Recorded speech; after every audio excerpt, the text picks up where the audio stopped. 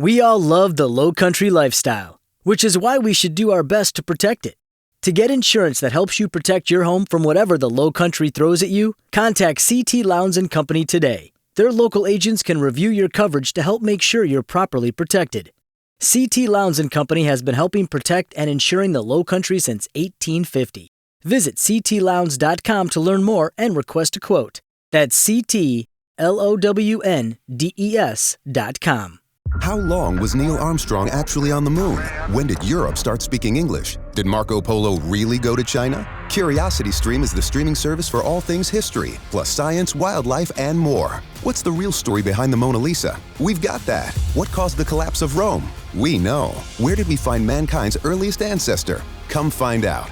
For the holidays, give the gift of curiosity with 25% off gift cards for your curious cohorts. It's holiday shopping season at curiositystream.com/gift. Biggly Piggly Wiggly on Spring Street has served 3 generations of shoppers since 1955 as the largest locally owned independent grocery store in the area. The Joseph family owners grew up here, so you know they're invested in the community. They provide the biggest variety of choice meats, the freshest produce, an in-house deli bakery, great wine selection, and more of your favorite brands. Every purchase gives you gasoline points so you can save at our pumps. Order online for pickup at bigglypigglywiggly.com. Biggly Piggly Wiggly on Spring Street. No one beats the pig. The opinions expressed on Scoop Squad Truth Pod are those of the hosts and the guests and not those of WVRC Media. Scoop Squad Truth Pod is copyright 2023 Scoop Squad Truth Squad LLC. I'm Ashley Switzer, and I'm your host for the Scoop Squad Truth Pod, and we are on our 81st episode. 81. 81. That's a lot of numbers. It's a big number. That's how old I'll be in 17 years. And how grateful are we that we're on the 81st episode? It's been an amazing journey. I'm Ron, by the way. I'm the executive producer. Yeah, you guys should know us by now, right? I hope I take they know that for us, granted. but I think we get new people all the time. I think so too. I think that our reach is broadening and widening. And we have some regulars. In fact, we have somebody here on the front porch that I'm going to go let in while you continue talking about important things. Yeah. Elisa Payne's out on the front porch. She's coming in. We're going to share the mic tonight. We have a packed house. It's kind of like a theme lately. I feel like we just keep getting more and more people that want to come in the studio every week. Maybe we need to do 2 hours.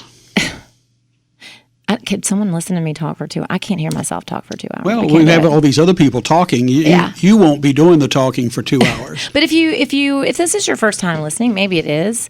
We are a Charleston, West Virginia podcast, and this podcast we advocate for transparency and accountability in government, all government, but specifically West Virginia government and more specifically, Charleston, West Virginia, and Kanawha County government, because we believe in that, and we think that it's not there.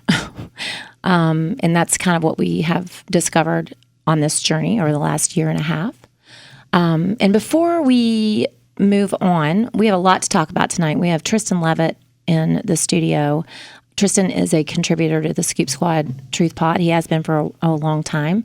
He's also running for the House of Delegates, but he's also president of Empower Oversight, which is a nonprofit that also advocates in transparency and accountability in government and the protection of whistleblowers, people that come forward with information that can lead to transparency and accountability. So he's going to be here and talk about a little bit about the IRS whistleblower case, because he is representing Mark Shapley.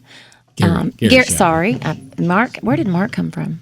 I don't know. It happens. The other attorney is Mark Lytle. Maybe it's that. Maybe that's it. But before we get to Tristan, we've also got Beth Kearns in the studio. She is council person for Ward 7 here in Charleston, West Virginia.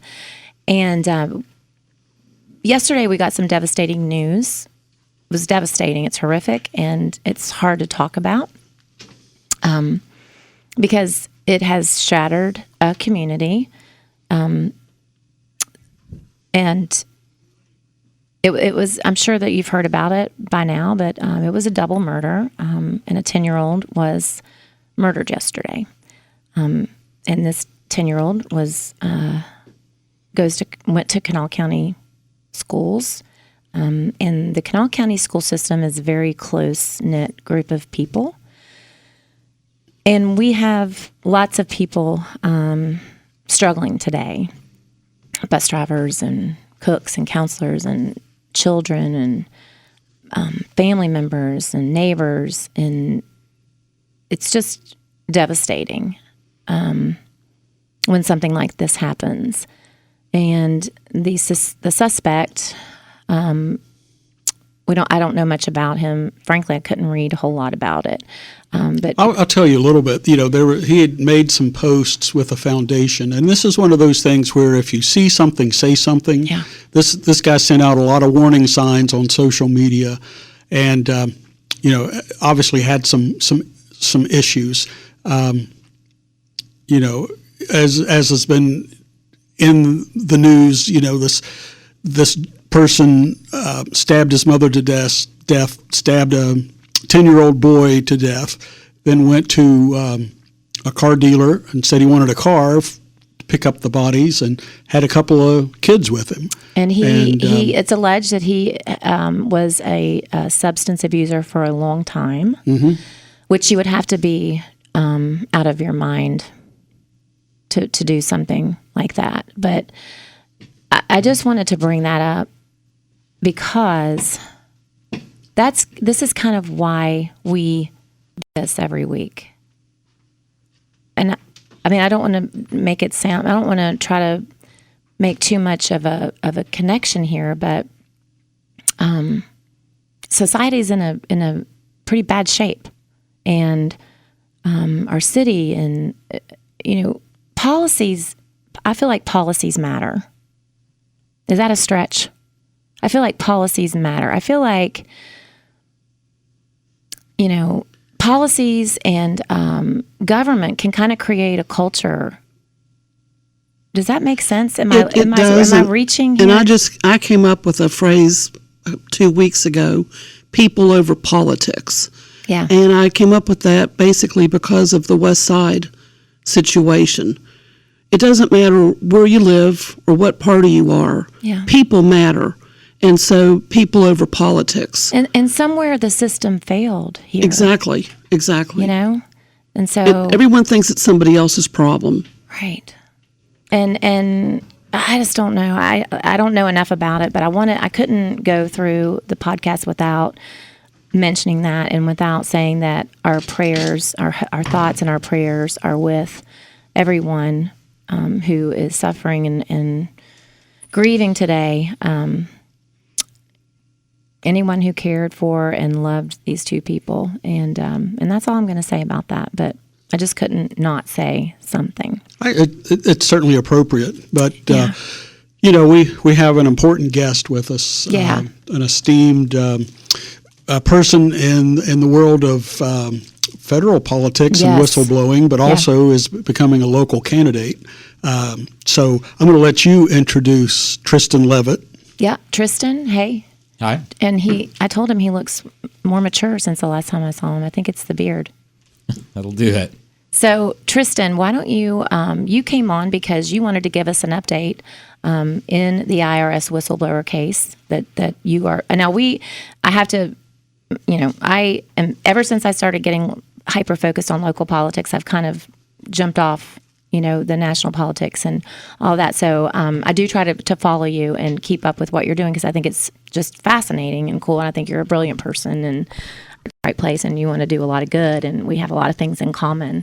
So why don't you tell us where you're at? You just got back from DC last night? Yeah, last night. So what happened yesterday? So yesterday was the first hearing that the House Ways and Means Committee had with the two IRS whistleblowers, Gary Shapley and Joe Ziegler. And when you say IRS whistleblowers, you mean these two men came forward because they saw things happening within the IRS that were against the law, that were not right, that were what did they see happening that they considered it unethical. So Okay. Joe Ziegler was the individual, the IRS employee, and he will proudly say he's a gay Democrat, right? But he's a career civil servant. Yeah. He's a federal agent, works for the IRS.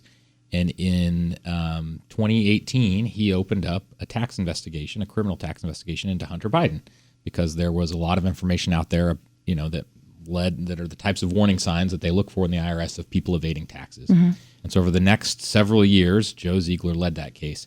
Gary Shapley, my client, became Joe's supervisor at the beginning of 2020.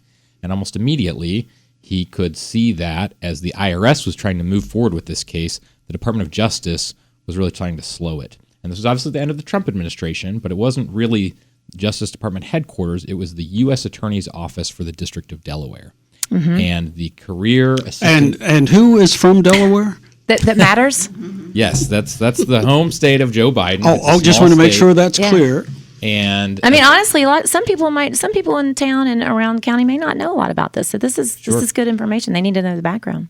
So the assistant U.S. attorney assigned is a career individual there, but she is a Democrat, and she had donated to things in the past, and so she at lots of steps had basically slow rolled the investigation. And when the IRS whistleblowers tried to raise this within their chain of command, not only did the IRS leadership not do anything about it, they wanted to have nothing to do with it. So normally you would have the top agent within their office, the special agent in charge, interacting with the U.S. attorney. Right. Well, here, when they brought these problems forward, the top agent said, you know what, you be the one to interact with the U.S. attorney. I'm not going to have anything to do with this. They said, the supervisor said, we don't want to know about it. You don't tell us anything we don't need to know.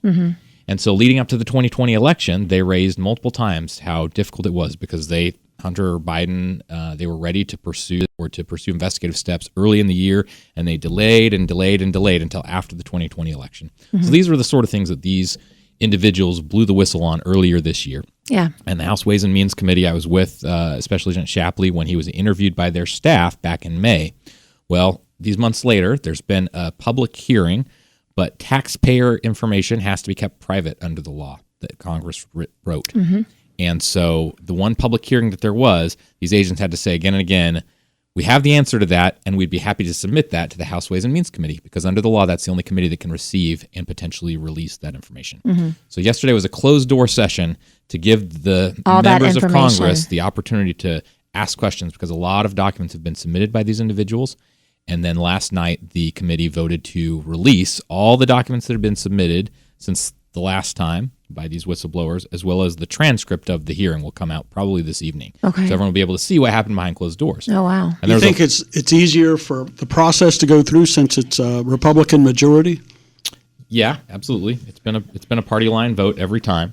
And that was one of the things that both of the whistleblowers really talked about was they're not political guys. They're both very middle of the road. Well, it shouldn't be political, right? It shouldn't at all. It's money, it's taxes, That's right. They're investigators. They're just nose to the grindstone. Right. Just the facts, ma'am, sort of guys. Right. But so they came to say that they obviously realized that this, for some people, they might view it in a partisan lens, but they honestly believed when they came to Congress and, disclosed to them that Attorney General Garland who had been saying, you can have full faith in the independence of this investigation because it's led by a Trump-appointed U.S. attorney. And they came to say he wasn't the one actually running it. The person under him kept impeding a lot of things. Right. And further, when that U.S. attorney tried to ask for special charging authority, because he only has authority in Delaware, and most of the tax charges that were going to be brought against Hunter Biden had to be brought in the District of Columbia, Washington, D.C., or in California. And when the Trump-appointed U.S. attorney went to the Biden Department of Justice and asked for special authority to go charge in those districts, they didn't grant it to him. They told him to go to the Biden-appointed U.S. attorneys in those places and ask if they wanted to join. And so last night, these whistleblowers were coming to say, we thought Congress would want to know that Attorney General Garland had provided really misinformation to Congress when he was asked about that, and expressed just how disappointed they were. Political football. It was so partisan. They said, we are hailed as heroes by the one side, right? Which, to be fair, is not a good instinct also. If someone says something that you agree with, it's really easy to, they must be right, Right. You got to check the facts. So some people just agree without even knowing anything about it.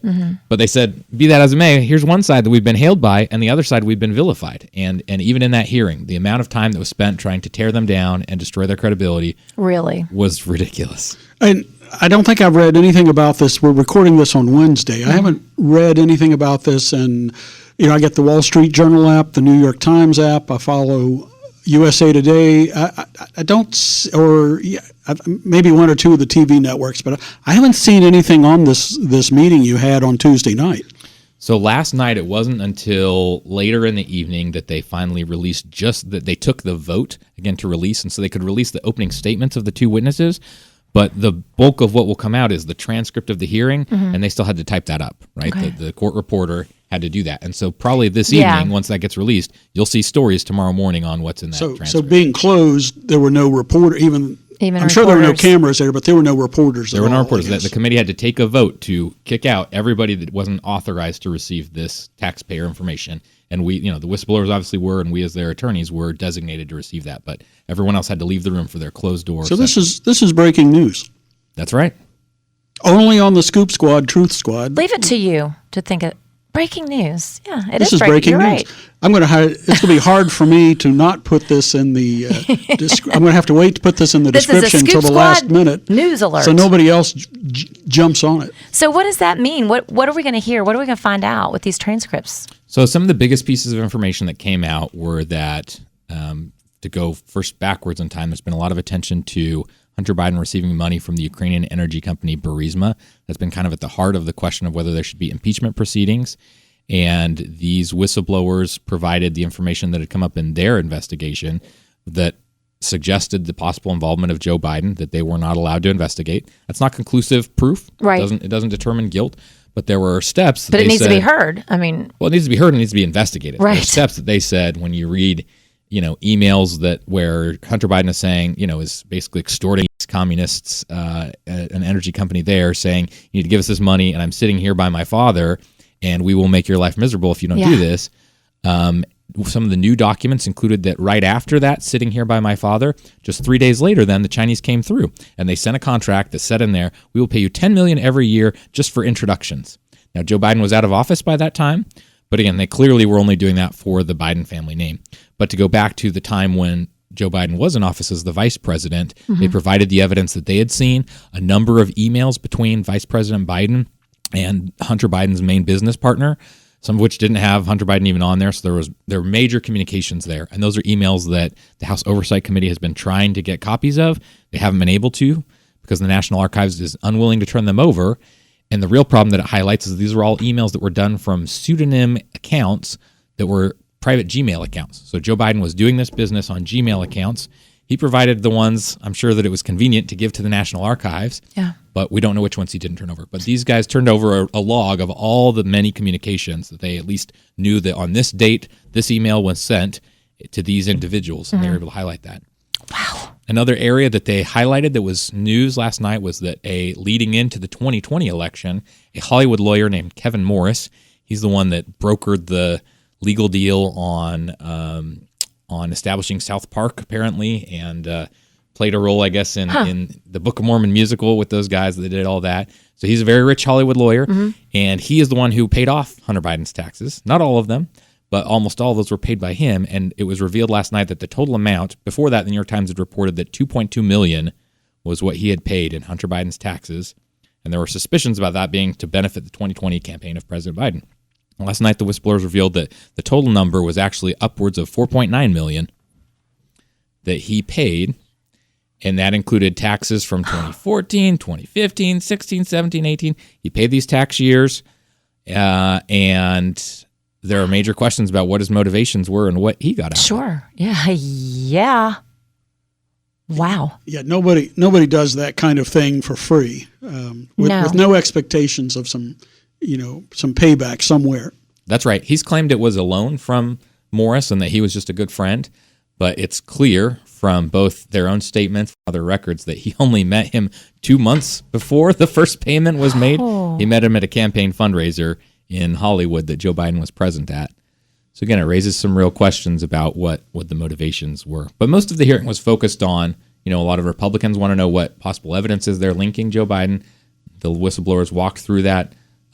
Most of the Democrats on the committee either wanted to ask what these guys' motivations were or say that they shouldn't have brought any information forward, or just to say, well, you don't have anything new, nothing special. But they had to vote as a committee, right? They had to vote as a committee, so it was a party line vote to release both the documents and then the transcript of the hearing. So it was a party line vote? Yep, all of their votes. So this is the third time that they voted to release documents. There was the very initial one back in June, which was just 2 days after Hunter Biden's plea deal. Right. the Justice Department knew these transcripts were about to be released, and so they rushed to announce this plea deal. And then 2 days later, the transcripts came out. Then in late September 27th, there was another batch of documents, and then this was the third time that they had voted, and all of those have been party line votes, which is disappointing. And part of the hearing, it really is disappointing. Joe Ziegler, he just kept looking over at one side of the dais, saying, "This has made my life miserable. My husband and I, we have been attacked and targeted and all these things because I came forward, but I was just trying to do the right thing. All Americans should be treated equally under the law, especially by the IRS. This was not right. I know it wasn't right. I expected more of you would honor your oath by also helping to stop this wrong." And was there any response? There was some rolling of eyes by certain members of the committee. Yeah. Could you remind us exactly what your role was there in the hearing on Tuesday night? Sure. So because I, as the president of Empower Oversight, as Ashley said at the beginning, we are a nonprofit that promotes transparency and accountability. And so we help whistleblowers to come forward, because I worked for Congress for so long, especially for Senator Grassley, who's known as kind of the champion of whistleblowers. That's our expertise. And so in representing Gary and helping to provide other kind of advice to both of them, then I was there just to make sure, to represent him. So I sat behind the two whistleblowers at the hearing, and we just helped them to prepare for their testimony and to understand the process and present them. Well, thank you. I just want to make sure that our listeners are clear on how this all relates to a podcast in Charleston, West Virginia. That you live here now, but you're not from here, and we're glad that you live here now. Yeah. We're so excited to have Tristan. We're glad that you family. came here and you married a local Charleston girl from college days, I guess. Yeah, that's right. Just a match. Raising children, all good children, just a sweet family. Well, yeah. And you're getting ready to go listen to one of them in Appalachian Children's Choir? Yeah, that's right. Awesome. She has a concert tonight. So Well, can I ask you, what do you, so there's going to be an investigation, or just all this information is going to be released? What's... The information will be released. Congress is conducting, there are really kind of multiple investigations going on. So under the umbrella of a potential impeachment inquiry, and there may be a vote soon to launch a formal impeachment inquiry. We don't know. House Republicans have some issues to sort out also in terms of figuring out what direction they're going. But when it gets to the Senate, I guess that's going to be a dead end. Do you think that gets in the way? Do you think the Republicans and their mess is getting, it's getting in the way of lots of things. It really is. But this is huge. Like, you would think that, I don't know. It's hard because the dynamic, and this is always, even if you didn't have all the drama among the House Republicans, the dynamic for any governing body is, to some extent, you can spend the time digging through and trying to find and do the accountability. And from my perspective, that's a really important part of the Constitution, of separation of powers. That's how you keep these checks and balances. That's how you keep government honest. That said, most everyday Americans are not worried about this right now, right? They're worried about how to put food on the table and how to afford gas and all these other problems. But shouldn't we be? I feel like there should be more concern. I think Americans, rely on. And you're right. I'm on the press to kind of keep them up to date on. Okay, this is important. This is what you should pay attention to. Yeah, you know what? That's a good point. And they might not get from their press, really what's causing all of these issues, right? Like what's causing. I hearken back to the Watergate investigation during the Nixon administration in 1972 and 73. Just through a series of accidents that came out, but it needed to come out. And whether the guy Nixon was a Democrat or a Republican, he was going down the wrong path. And we're all working hard, right? I go to a job every day. I got kids, I got grandkids. We're all working hard, and it's extra hard to make ends meet and live comfortably now. Right. But there's a reason for that. Well, that's fair. And I think two observations I'd have are, one, that it's a challenge because it would be helpful if the press did more to expose these kinds of things, exactly what you are striving to do here with this podcast, right? The press is a very, it's been referred to as the fourth branch of government and can play a really important role in holding government accountable.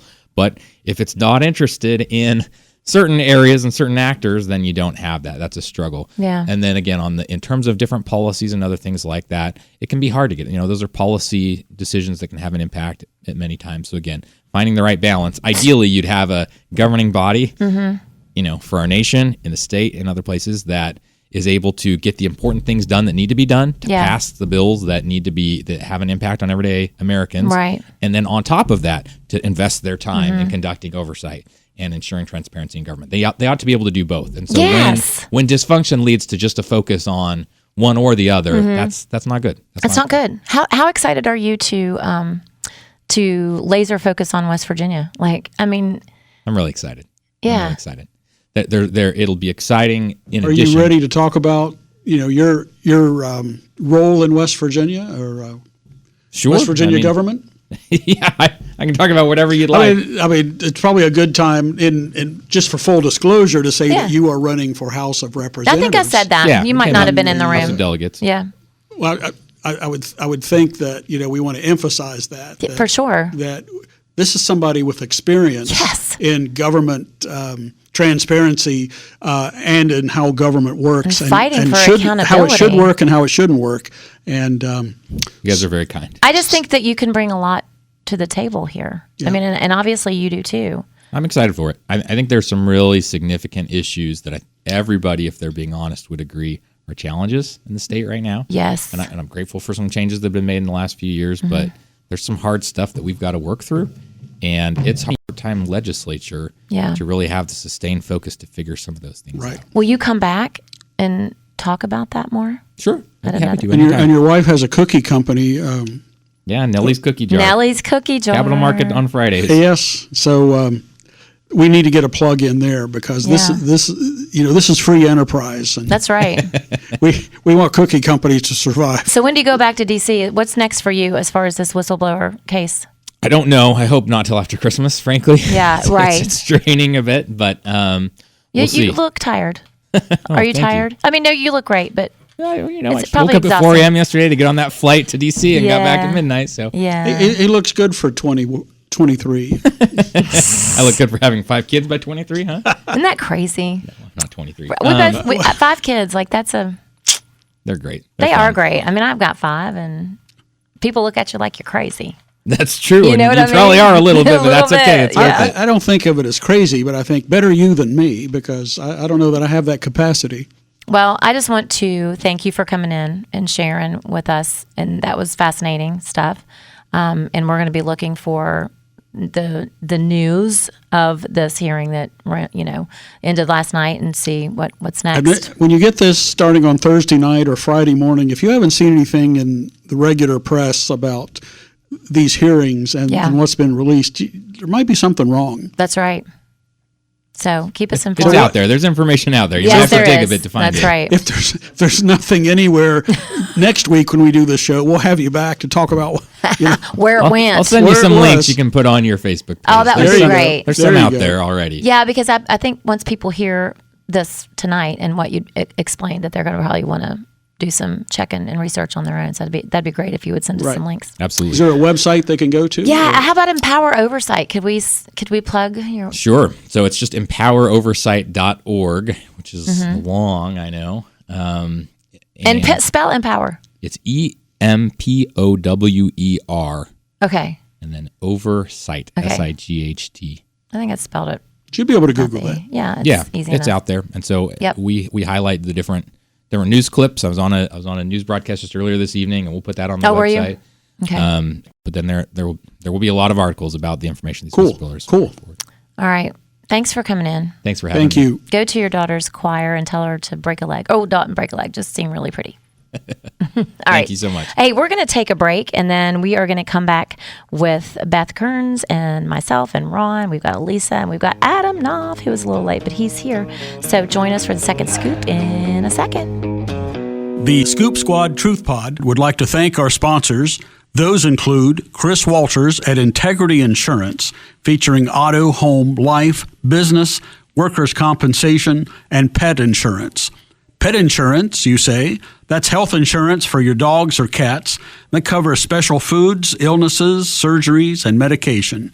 They're on 16 Capitol Street in Charleston at 346-9181, or reach them at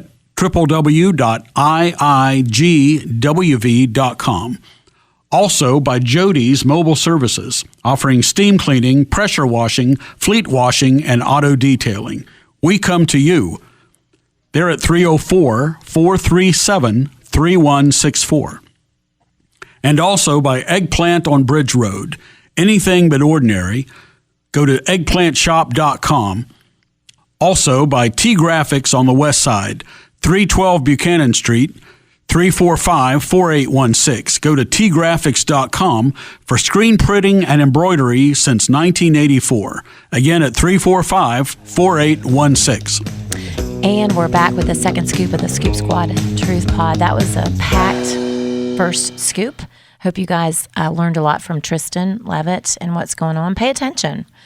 Look it up, do your research, and get up to speed on what Tristan Levitt is. Our focus, takes us to wherever the focus needs to be. And, if we have a local connection to a national story, we certainly don't mind to bring that to you. That's huge. Because it still affects all of us, even though it's not local, but it's still all of our tax dollars. That's right. That's for sure. Mm-hmm. It's important. So I want to talk about a few sponsors. Including Eggplant on Bridge Road. And you have a lady next to your microphone that about Eggplant on Bridge Road. Got Elisa here tonight. Yeah, anything but ordinary, and that's certainly the case there. I have to talk about the Jack Black men's products, grooming products. But this time of year, guys' hands tend to get dry and cracked, and, the cold weather just makes them rough. But the Jack Black hand and body lotion is more like a healing lotion, not just for moisturizing. And beard care, too. They have lots of beard care. Adam. Why is everyone looking at me? Yes, I have beard care in my hands. I'm in terrible shape. All the males had beards. Shampoos. Beards tonight, yeah. My face looks like I'm 102 years old, but because of these products, you look 35. I look maybe 60. And don't forget the Miracle Makeup Towel Remover. That you'll never have to buy another disposable makeup wipe pack again. But it wouldn't be disposable if you never have to throw it away, right? No, I say you don't have to buy the disposables. That's what I mean. Okay, I don't know. That went over my head. If you don't have to throw it away, it's not disposable. So. But I didn't say it was. Did I say it was disposable? I'm not getting your jokes. Well, never mind. Okay, let's move on. Never mind. We also want to thank Biggly Piggly Wiggly on Spring Street. And they have a cookie walk coming up. The 20th. The 20th, and I think we're going to be there. Yep. At some point, after all of us finish our other duties that we have. And I'll be there. That was weird. Sorry. And wait for you. Then also, Chris Walters at Integrity Insurance on Capitol Street. Auto, home, life, business, health, workers' comp, and pet insurance. It's health insurance for your dogs and cats. 16 Capitol Street, 346-9181, or go to iigwv.com. Also by T Graphics, that's T Graphics on the west side, 312 Buchanan Street, tgraphics.com, screen printing and embroidery since 1984, 345-4816. And that's the great thing about a podcast. If you want to hear that again, you just rewind it. Yeah, rewind it. And you got Jody's, right? And Jody's mobile services, steam cleaning, pressure washing, fleet washing, auto detailing. They come to you services. So you can reach them at 304-437-3164. And since we have Elisa in the studio, I'm going to ask her, hey, is there anything at the store that you want to shout out? Since we're so close to Christmas. You've got so much. I don't mean to put you on the spot. You look confused. I feel like we're on the Jackie Oblinger gift parade. Newton, it's been a real popular jewelry brand, and I know that a lot of the young and middle-aged, as myself, have been falling in love with it. And we do have a really good stock. E. Newton. It's a jewelry line, mostly stretch bracelets, stackables, the silver and gold, and they have necklaces, earrings, but that's probably our biggest treat right now. Yeah, I have a lot of the E. Newton jewelry, and the thing I like about it is you can wear it in the water. You don't have to take it off because it keeps its color, and it's very affordable. It's a really good price too, and it's beautiful jewelry. So that was a good one. Always a good gift idea for. Yeah, and I'm going to probably turn the mic over to Elisa in just a second because she's got a lot of information. Okay, so I went to 2 meetings last week. Are we done with sponsors? Yeah. Okay, sorry. Unless we have some more that want to come on board. So we had a city council meeting. Wait, when was that commission meeting? Was that the week before last? It was. That was last Thursday, wasn't it? Yes. Did we talk about that last? No, because it was last Thursday. It was last Thursday. Okay, I'm all confused. My brain it's teacher holiday, grandma. Oh, they may have kept up with it on Facebook because we're pretty prolific on Facebook. Right. So we went to I went to the city council meeting Monday, but before that there was a county commission meeting that I went to, and at the beginning of this county commission meeting was a discussion between the PSD, which I come Public to learn, Service District. Yes, which mostly I guess consists of cross lanes. Is that the Union Public Service District? Yes, right. And the water. They all company. have different names. Right, but the huge thing that came out of that county commission meeting was that the county, not that the water thing was not a big deal, but the big thing that wasn't on the agenda that I didn't expect was that the county commission actually revoked a $50,000 grant from West Virginia VOAD. And VOAD again. The West Virginia VOAD is West Virginia Voluntary Organizations Active in Disasters. And this is part of a national system national of VOADs as well. And VOAD in West Virginia does a lot of good work. They're there to assist people after natural disasters in West Virginia, lots of flooding. But they've been under scrutiny lately. And there are tons of allegations flying out there. We've put tons of stuff on our Facebook page of recordings between the executive director and board members and case managers. And it's just lots and lots of questions and lots of allegations and lots of reason to call for further or deeper investigation. And so it was huge that the county commission had actually, they had heard from VOAD a few weeks ago or maybe a month ago, asking if they could allocate the $50,000 grant that they were receiving from the Kanawha County Commission, allocate it to something different other than bridges. The county commission allocated that $50,000 to assist in building bridges, repairing bridges. And when VOAD called the county commission, they wanted to do something different with that money.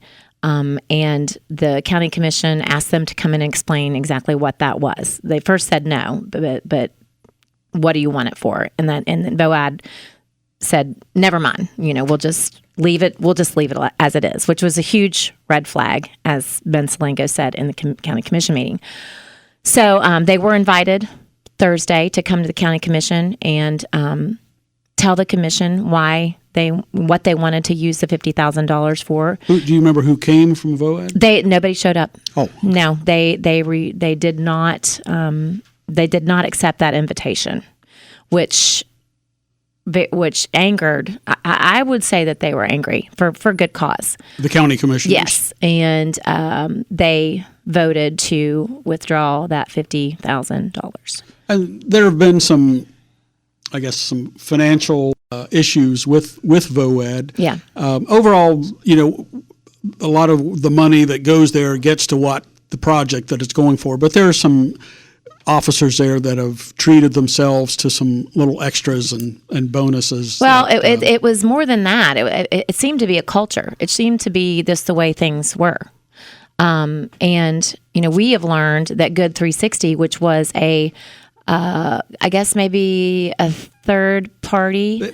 Yeah, that's another nonprofit that collects extra items from, like, for example, Lowe's. box stores, Lowe's, Home Depot, and gets them to places like VOAD for distribution. And they have actually opened their own investigation. So, we have testimony from former employees and people there that have said officers have taken those items for their own personal use, like multiple outdoor grills and things like that. So it's huge, and I just feel like the community is on high alert for these things. I just feel like people are paying more or closer attention. But anyway, we're going to keep. There's tons to this story. It keeps going and going and going and deeper and deeper and deeper. And we're going to keep you updated, and we're going to keep researching as well. We have a lot of, like we say every week, people just keep coming and coming and coming with information, and we're going to pass that along as we get it. But so that was the county commission meeting, and then I went to the city council meeting, which was on Monday. And most of the city council meeting, and we're going to get into all the water issues because that is huge, Beth. I know that's still affecting a lot of people in your area. But basically, Adam, the county commission meeting was just basically, or the city council meeting was a big rah-rah. Hey, you're great. No, you're great. No, you're better. No, you did great. Hey, aren't we all great? Woo, wasn't that a fun party? You're talking about the mayor saying that? It was there's certain. It's a selection of people. It's a selection of people. Okay. It's the usual suspects. Right. Congratulating themselves. Just patting themselves on the back and all, all of the things that are going well. Having a grand old time. And then, Beth, you had to go and rain on this big Debbie Downer over there. Well, I did acknowledge the fact that there were some good things happening in Charleston. That's the first thing you said. But I also said there were some issues that we needed to be taking a look at. I said I want council to be thinking about this, and we need to develop a plan. Yeah. And council really, since I've been there in January, we have had very little direction that we have taken ourselves. It's all been pointed, or we've been pointed in directions that the mayor has wanted us to take. And it's my understanding that we work for the people and she works for us. She leads the meetings, but it is our obligation to do what's best for the citizens of Charleston, which also includes the businesses in Charleston. Yeah. So it affects our economic development and everything else that's going on. But you brought up, the point that you brought up that was huge was the fact that the fire hydrants. Well, it was multifaceted. It was multifaceted, but that was, she basically called you a liar. Yes. She said that the information that you gave was incorrect and not true. Let me just, if you want me to tell what I talked about.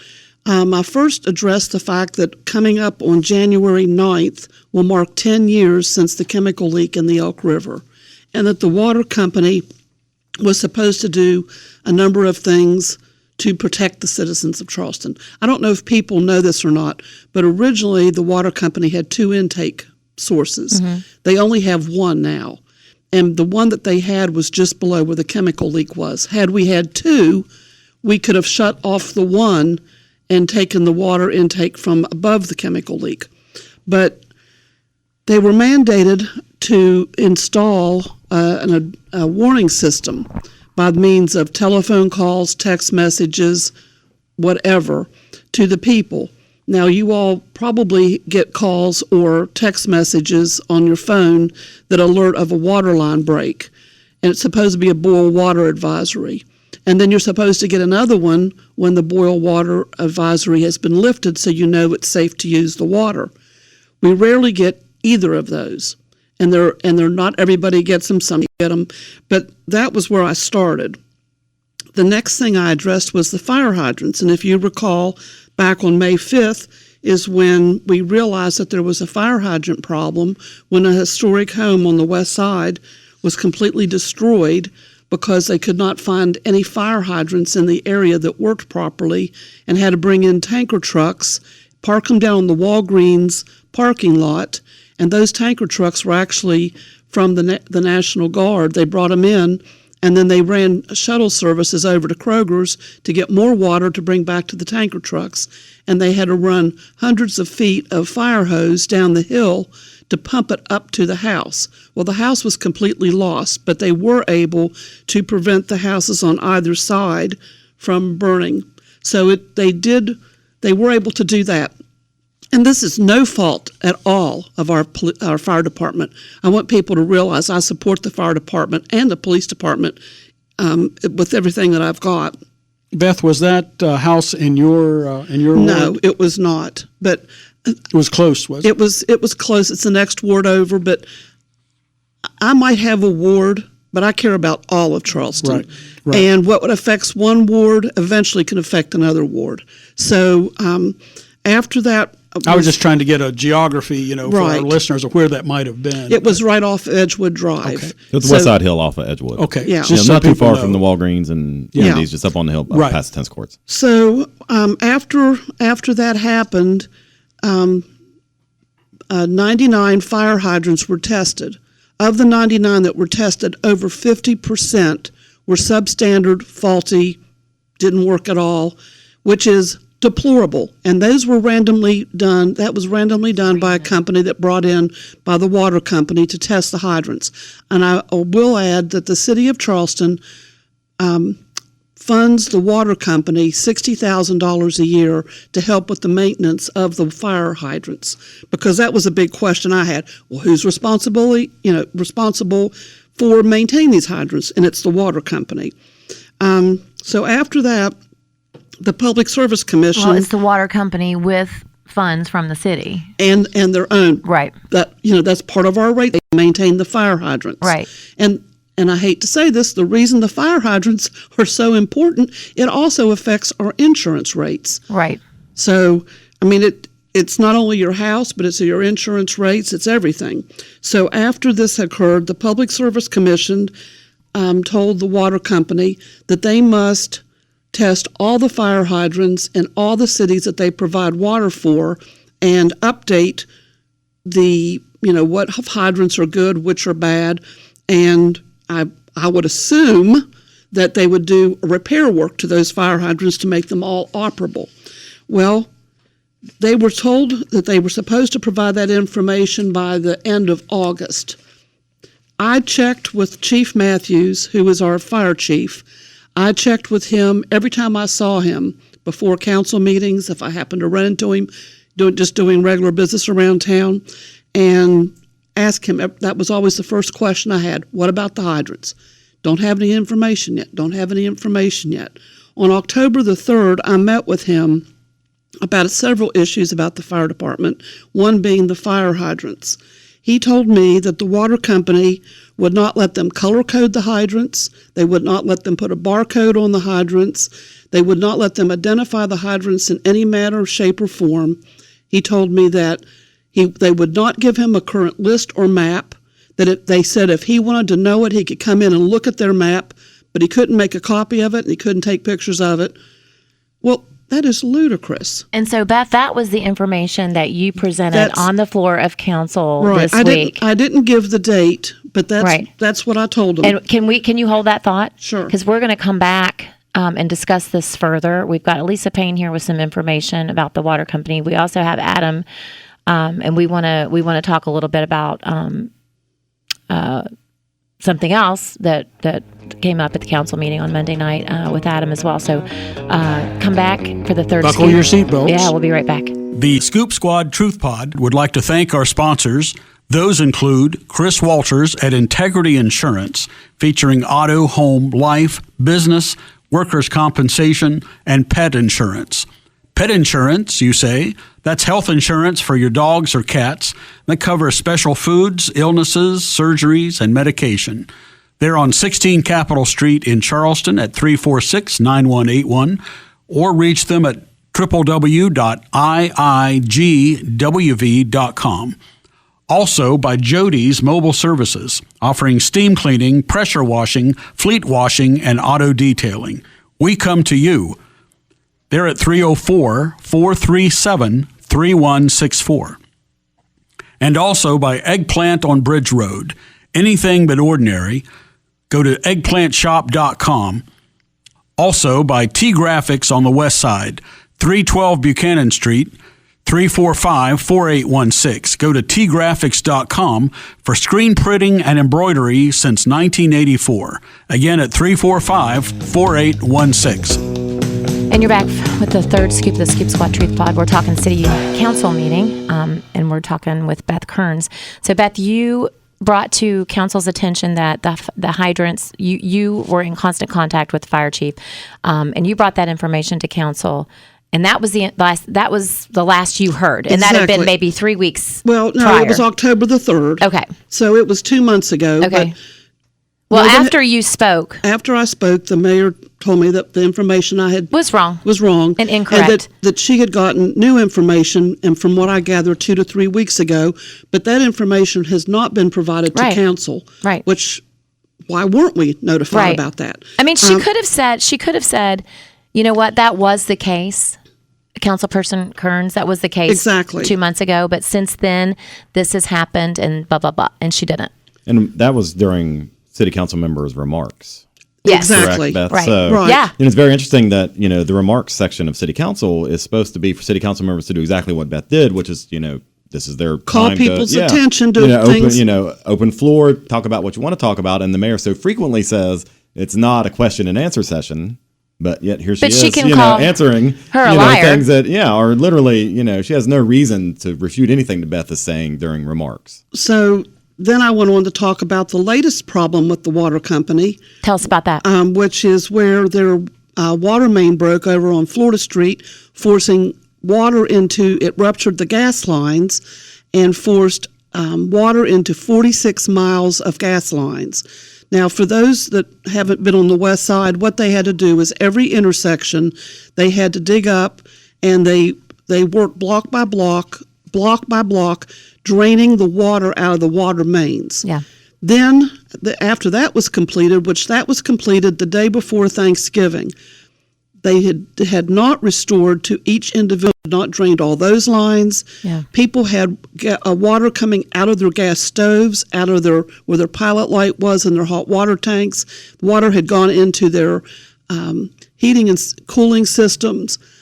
People did not have heat, and we had a very cold spell. They did not have a way to cook Thanksgiving dinner, and it's been a total mess. And it's still not all completed on the west side. Yeah. Now,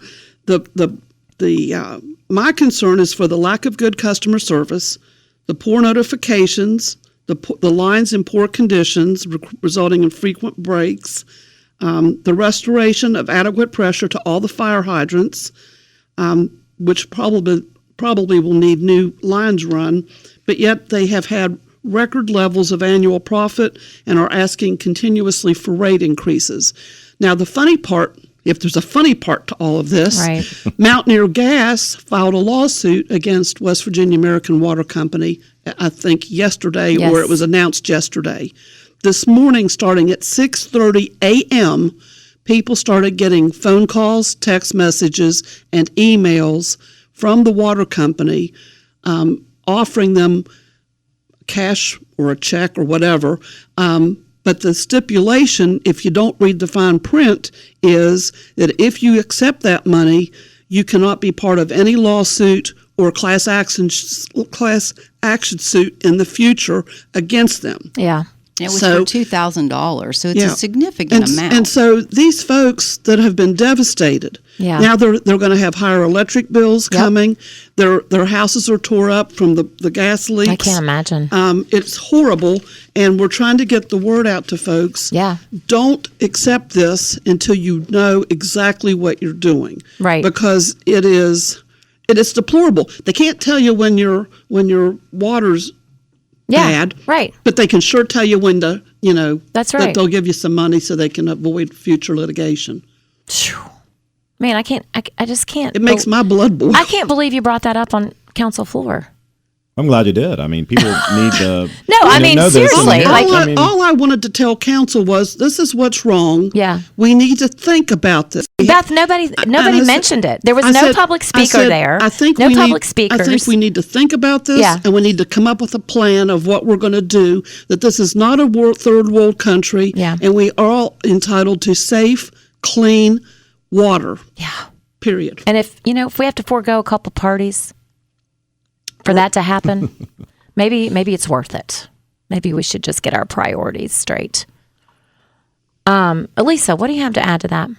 Well, I went to the public hearing yesterday morning. I didn't realize, I thought it was going to be a time where people just spoke from the citizens of Charleston and surrounding. But actually, it was a hearing. They actually swore people in. They actually had attorneys. Wow. They actually examined them and cross-examined them. So it was very intriguing. But there was information that I learned I wish I would have been able to take off more work, but it is Christmas. Yeah. And I do have a gift store. Yeah. Imagine that. So I did You're learn several things from that, just sitting in and taking some notes. And most notable, I didn't know, but there is some kind of contract or some kind of agreement where the water company is guaranteed an authorized return on equity. So they are guaranteed to make a certain amount of money. Who guarantees that? Like if I don't they know. don't make it, who gives the money? Is taxpayers or? I think that's why we're getting these rate increases, because they're not able. The Public Service Commission? Yeah, I think that's where it is. That where I it haven't comes had a chance to, work through. I have to go through their website, which it is atrocious, and West Virginia American Water Company. I think that's in code, Elisa. Okay, I was thinking it was more of a legislature kind of deal. One thing that struck me, one of the attorneys, so the people that were there representing, Kent Carper did come and did speak with his attorney, the county attorney. And he basically recommended that they do not get any water increase, rate increase, which I was very happy to hear. Very happy that our commissioners are standing up for the county citizens. There was another group, West Virginia Consumer Advocates Division. They shortened that to those. They were cross-examining as well. The people that were representing the water company were Jackson and Kelly. So make a note of that. Right.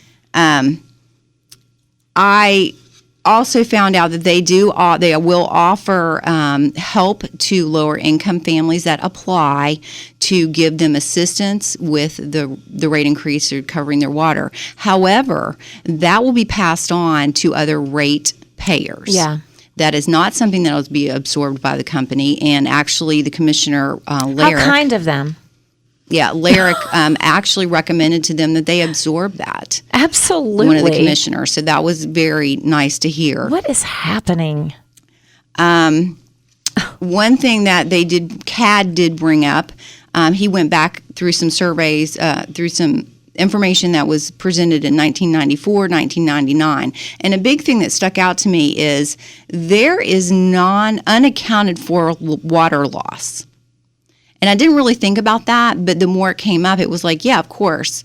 Well, in 94, that unaccounted water loss was 15.72% of the water. 99, 18.33. We are currently at a 38% unaccounted water loss. I can tell you where it is. There's water leaks all over the city. Oh, I'm not saying we don't know where it is, but the point is that's huge. I mean, we're sitting here trying to conserve, we're recycling, we're doing these. I mean, and we got water spilling out everywhere. I mean, seriously, like if they could get recoup that water, maybe we wouldn't have to have rate hikes. Exactly. But that would require them repairing the lines. Well, and that came up too because they're only replacing 1%. That is 1% of the lines, which I think they said 4,000 miles of line a year. And it's going to take 100 years to replace that at this rate. And by the time you replace half of it, the first half is going to need replaced again. And what about the fire hydrants? Well, like I said, I was only there for say a quarter. I was there for the half of a day, and it went all day today. Wow. There was just a lot of things that were pretty unbelievable to me. That 38% they're getting is bonuses. The bonuses came up. These people that work at America, their bonuses are pretty much guaranteed. They're on a structure, but it's a kind of a not really going to happen to not get bonuses. They're going to get their bonuses. Yeah. It's kind of like a guaranteed bonus. I'm trying to remember after the chemical leak, there was a lot of bonuses given out with the uppity ups. And I'm like, what business can you be in that there's such a catastrophe happen? Right, and everybody's getting a bonus. Everyone gets a bonus for what a good job they've done. But and if you're guaranteed revenue, why would you run your business? That's like absurd. Yeah. And the fact that it struck me as odd, if you're guaranteed revenue, why do you have stockholders? Because the stockholders come into this. And this was brought up. This guy's making, the president, he was the first one to talk.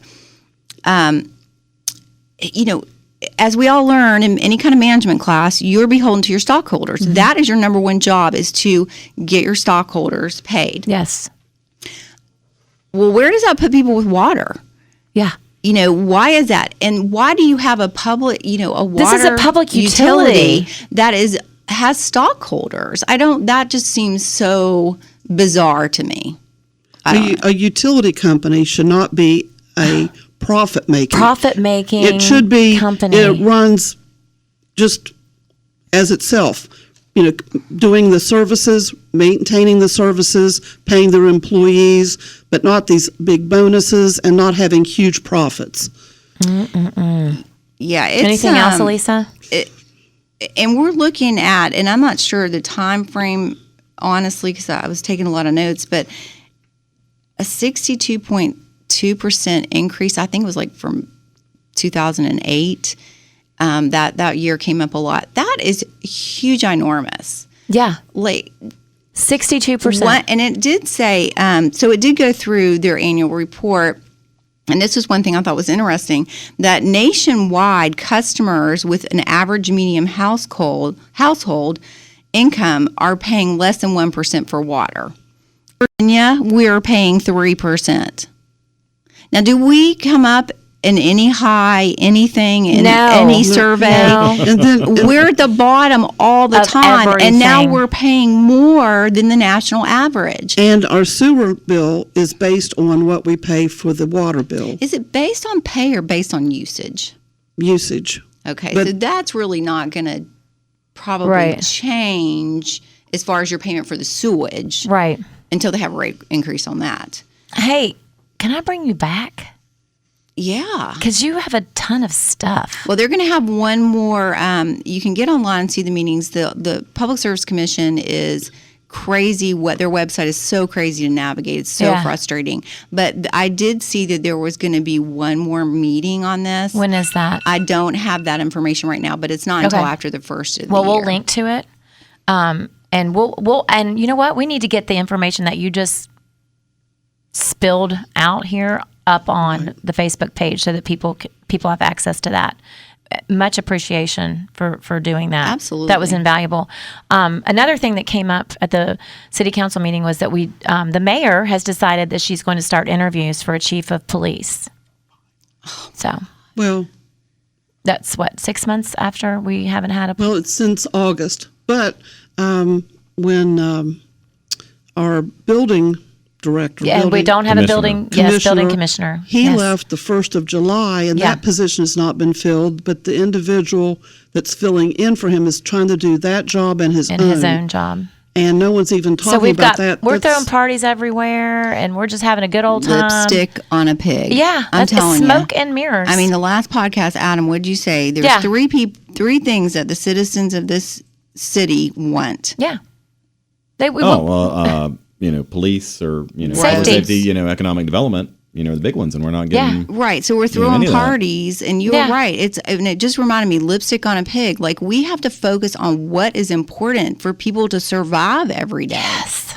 What you were talking about, we can't pay attention to what's happening nationwide, much less in our city, because we're working 2 and 3 jobs and working harder. Right, and it's ridiculous. Yeah, and it's purposeful. It is purposeful. It is. Adam, what do you got to say about that? Believe it or not, I'm actually kind of reluctant, to talk about a subject, that came up this week. But it's hard, and I mean, maybe this is a appropriate venue. I think it's appropriate, to do. Yeah, you and I talked about this. It's not something I've ever talked about. Yeah. Publicly, and because I've tried not to politicize it. Yeah. It's not something that really wanted to politicize. But we just went through the 3-year anniversary of the murder of Charleston Police Department Officer Patrolman Cassie Johnson. Yes. And that was on December 3rd of 2020. Yes. She was number 146. Yes. But I'm just reluctant to talk about it because I never want to politicize it. What are you thinking? Well, the city made a statement, and it just, I don't know, I didn't like it, or I took it the wrong way. What was the statement? If I were going to, I'll just be honest. If I were going to make a statement about Cassie Johnson, on that anniversary, I would make it about Cassie Johnson. And that's it. I would lead. Like I would say, Cassie Johnson did X, Y, and Z. Yeah. And, just some, personal anecdotes, that I have, because she lived and her mom still lives in the ward that Beth represents that, I used to was, back when she was the humane officer. Right. Before she was police officer, she was a humane officer. She went and did some of our neighborhood Christmas caroling, wow. which we did yearly. And she's like, well, I'll come, but, I'm not going to sing very loud. But she was always willing, to help out. So, the city could have made, some story like that or. Her love of animals and support the animal shelter during the holidays. Yeah. Not only that, but, she took extra special care of, the stuff in the neighborhood, that you could tell she had a lot of attachment to, like Capital Midwestern baseball fields. A long time league member down there. And, I'd be down there cleaning up or, looking at stuff after a storm or whatever. And she'd drive by and be like, well, a police officer just went past here. So what is Cassie doing? Obviously, this is something she was doing after her shift. Yeah. Driving by. So, you could say a million different, good things about Cassie, but, the city's, statement on it leads with Mayor Amy Schuler Goodwin says, and it's like, well, why do you, and then she goes, then the press release or the statement, goes into the, interim chief. Yeah. Scott with saying things. And it's like, well, if I were going to do it, I'd lead with Cassie.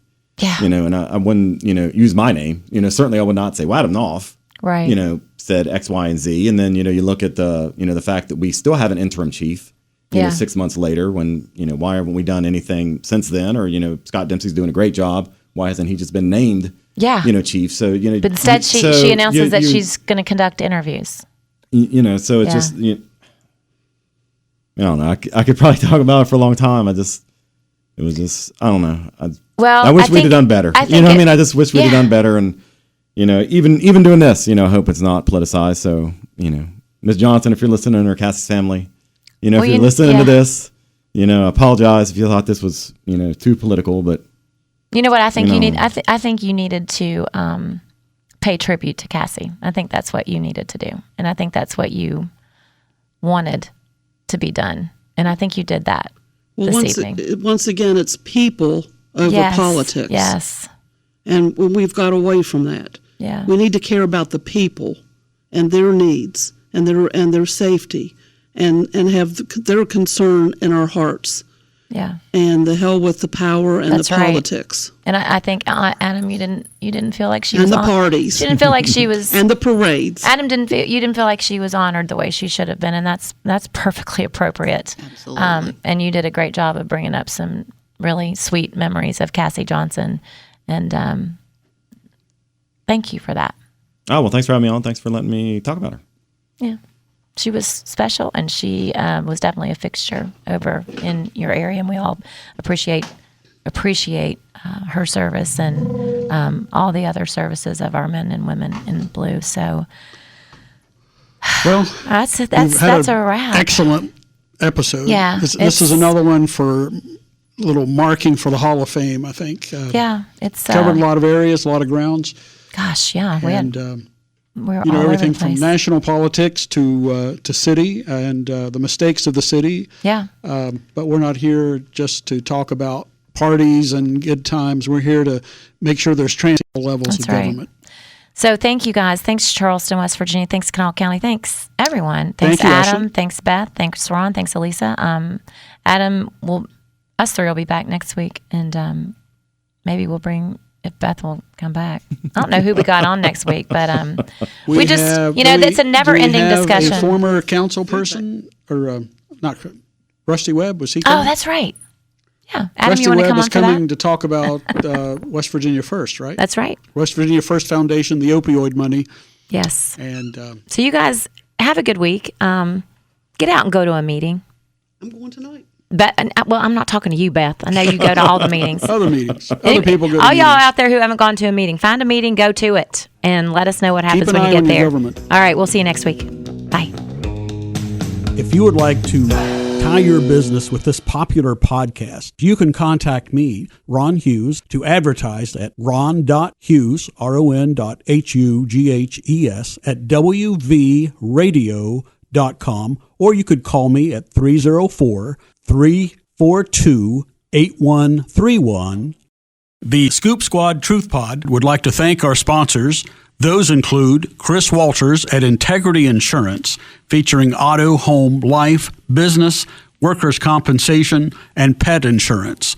Pet insurance, you say? That's health insurance for your dogs or cats that covers special foods, illnesses, surgeries, and medication. They're on 16 Capitol Street in Charleston at 346-9181, or reach them at www.iigwv.com. Also by Jody's Mobile Services, offering steam cleaning, pressure washing, fleet washing, and auto detailing. We come to you. They're at 304-437-3164. And also by Eggplant on Bridge Road. Anything but ordinary. Go to eggplantshop.com. Also by T-Graphics on the west side, 312 Buchanan Street, 345-4816. Go to tgraphics.com for screen printing and embroidery since 1984. Again at 345-4816. Rebroadcast, retransmission, or transcription is not permissible without the expressed approval of Scoop Squad Truth Pod, copyright 2023. Opinions expressed on Scoop Squad Truth Pod are those of the hosts and the guests, and not those of WVRC Media. The Scoop Squad Truth Pod is copyright 2023, Scoop Squad Truth Squad, LLC.